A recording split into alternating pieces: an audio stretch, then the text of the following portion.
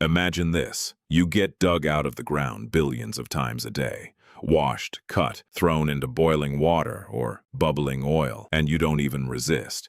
Because you're used to it, because this is your destiny. To be eaten with gratitude and not even get a thank you in return. But before you became the most boring side dish on planet Earth's dinner plate, you managed to feed an empire, reshape an entire country's demographics, and even fly to space. Not bad for a root vegetable that isn't even a plant in the usual sense, just a swollen underground tuber pretending to be food. So before you become fries, mashed, or chips, let's figure out who the hell you actually are. So you were born a potato high in the mountains where the air is so thin that people struggle to breathe, but you, apparently, didn't care. This is the Andes in what's now Peru and Bolivia, at an elevation of over 11,500 feet above sea level. Cold, dry, rocky. Not exactly the most welcoming place to live, but that's exactly where, on the shores of Lake Titicaca, somewhere between 7 and 10,000 years ago, a human first looked at you, a small wild tuber, and thought, what if I try this? That person was most likely a woman. In those communities, it was women who gathered roots and plants while the men hunted llamas and figured out how not to freeze to death. And that first encounter definitely wasn't romantic. Because you wild potato tasted disgusting back then, bitter, acrid, almost poisonous. And by the way, that wasn't even your earliest ancestor. Long before that woman on the lakeshore, botanists estimate several thousand years earlier, wild members of your genus were already, well, creeping their roots along the mountain slopes of South America, unnoticed and unwanted by anyone. Just a weed among thousands of other plants, with no idea that one day it would feed a quarter of the planet. A humble start, honestly, for a future superstar of global cuisine. Yes, poisonous. Like all your wild relatives, you had high levels of glycoalkaloids, compounds your roots produced not to taste good to anyone, but specifically so you wouldn't get eaten. Nature never planned to turn you into a side dish. It planned to turn you into toxic garbage that everything would avoid. But humans are stubborn creatures, and as always, they found a way around your defenses. Soaking in water, processing, boiling again and again, millennia of trial and error, and probably more than one unfortunate accident, and eventually you became edible. Dramatic pause. That's how every great story begins, with someone who wasn't afraid to risk poisoning themselves for the sake of dinner. And honestly, isn't that the most human thing in the world? To eat something potentially deadly just because you're really hungry, and then proudly pass the recipe down to your grandchildren. Animals don't do that. Animals, when they run into poison, run away and never come back. Humans sit right down next to it, stare at the poison for a long moment and think, what if I just soak it for a few days? That's either courage or stupidity, and it seems the line between the two has always been pretty blurry throughout human history. Then a few more centuries passed, and it turned out you weren't just one thing. With that same stubborn patience, Andean peoples bred over 4,000 varieties of you. Purple potatoes, black, red, yellow potatoes the size of a pea, and potatoes that look like a rock. Picture a supermarket where the shelf holds 4,000 versions of the same vegetable, each with its own personality. Back then, people weren't chasing uniformity. They were chasing survival in each specific microclimate. A different variety for every elevation, every valley, perfectly adapted to local conditions. That's a level of agronomic engineering that modern agribusiness still tries to replicate with computers and drones. And back then, it was done by hand over generations, without a single search engine. And at this point, you're no longer just food, you're a foundation. When the Inca Empire rose onto the stage of history, the largest pre-Columbian state in the Americas, it was you who fed its armies, its officials, its road and temple builders. Without you, and of course, without corn, the Inca Empire simply wouldn't have had the calories to exist. You even became a unit of time. Seriously. The Inca measured short stretches of time by how long it took to boil a potato. Something like, wait 1 potato's worth of time. Imagine, instead of wait 5 minutes, someone tells you, wait 1 potato.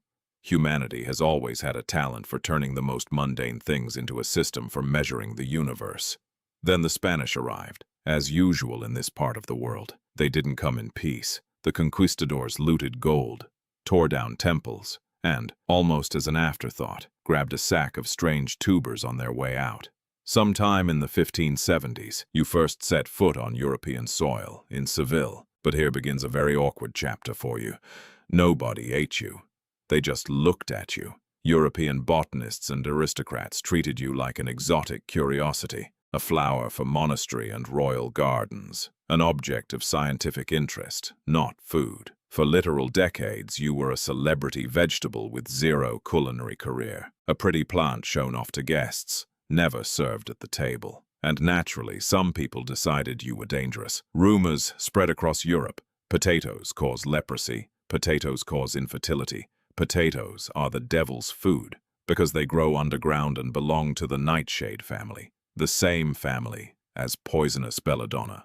Villagers crossed themselves at the sight of you in the market, and some preachers even called for burning down gardens where you were grown, as if a tuber in the ground posed more of a threat than, say, another war or the plague, which was, at that very moment, genuinely killing Europeans by the thousands. Be honest, isn't that the most human reaction in the universe?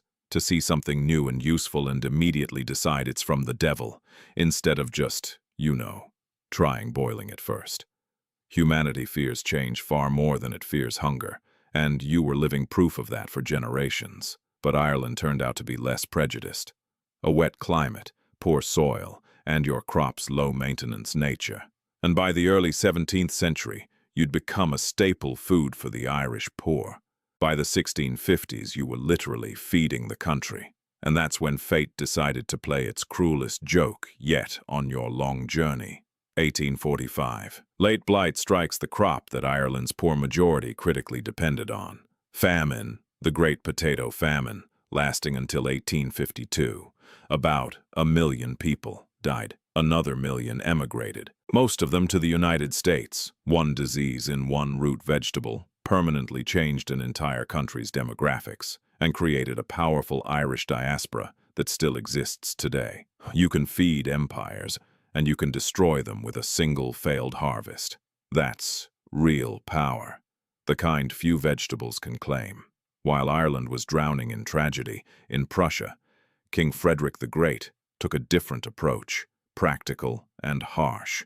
In 1756, a royal decree. Peasants were required to grow potatoes under threat of punishment. Not a request, not a recommendation, an order. Because you'd proven resistant to bad weather and grain failures, and a starving population was always a political problem. You were adopted fastest, not where people loved you, but where they feared famine.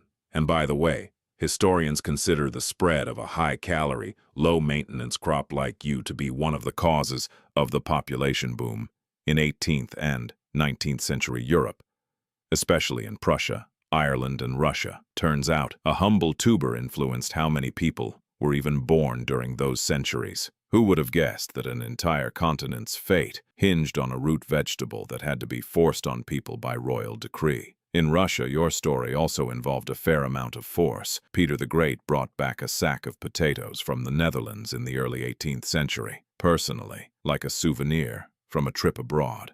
But widespread adoption came much later, under Catherine the Great, and almost always through pressure from above rather than demand from below. Later, under Soviet rule, you became an outright survival tool. The personal garden plots of collective farmers, where you were often the only thing standing between people and starvation during forced grain requisitions and shortages, including the 1932 to 1933 Holodomor famine in Ukraine. History loves irony. In the darkest periods of the 20th century, it was this plain, unremarkable root vegetable that made the difference between life and death for millions.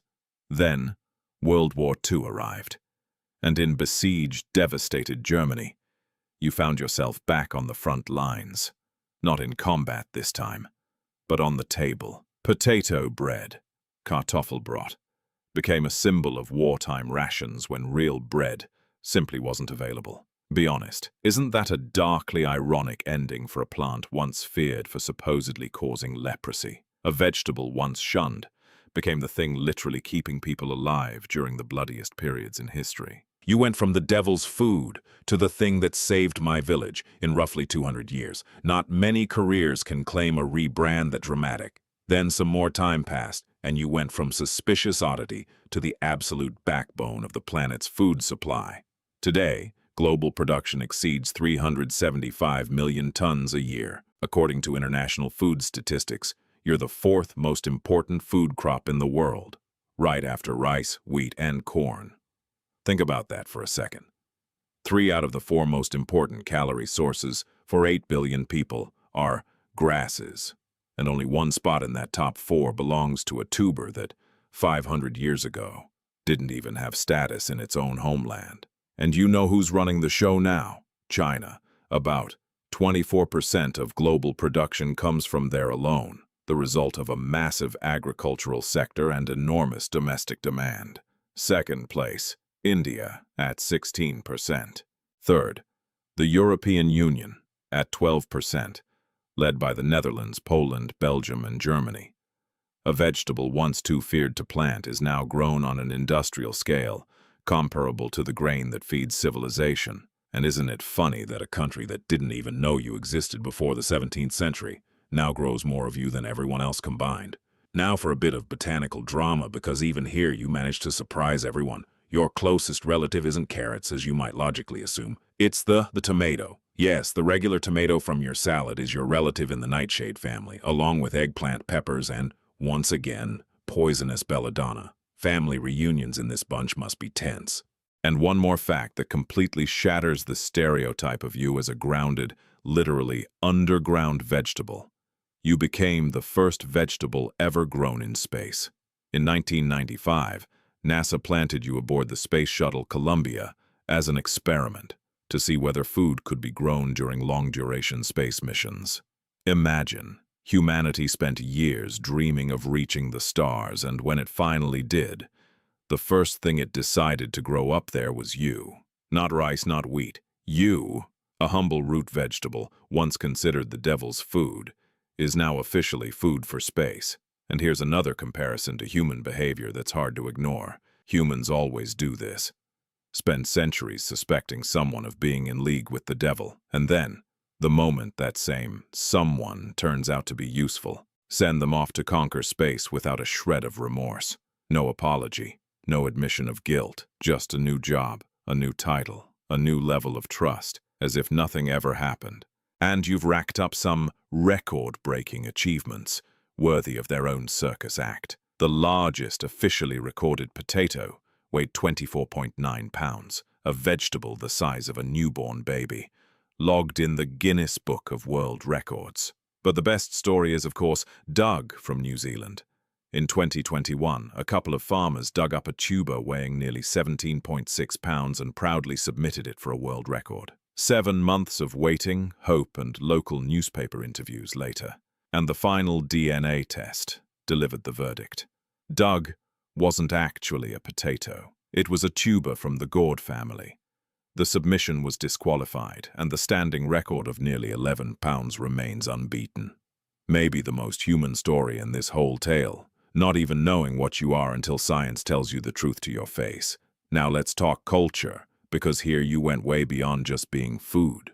Belgium is the world capital of French fries, even though the English name has nothing to do with it. So much so that there's an entire French fry museum in the city of Bruges, where tourists line up to admire the history of fried potatoes, with the same reverence they'd give a classical painting in the Louvre down the road.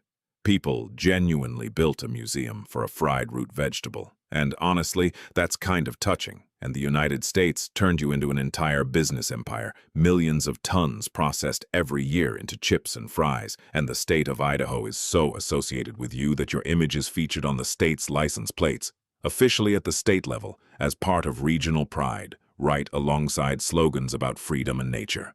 Be honest, isn't it funny that an ordinary root vegetable became part of an entire region's identity, as if it were a flag or a coat of arms, and not just what you make Sunday dinner's side dish out of? And here, it's worth pausing on one specific moment that shows just how much you actually shaped the course of history, not just the menu.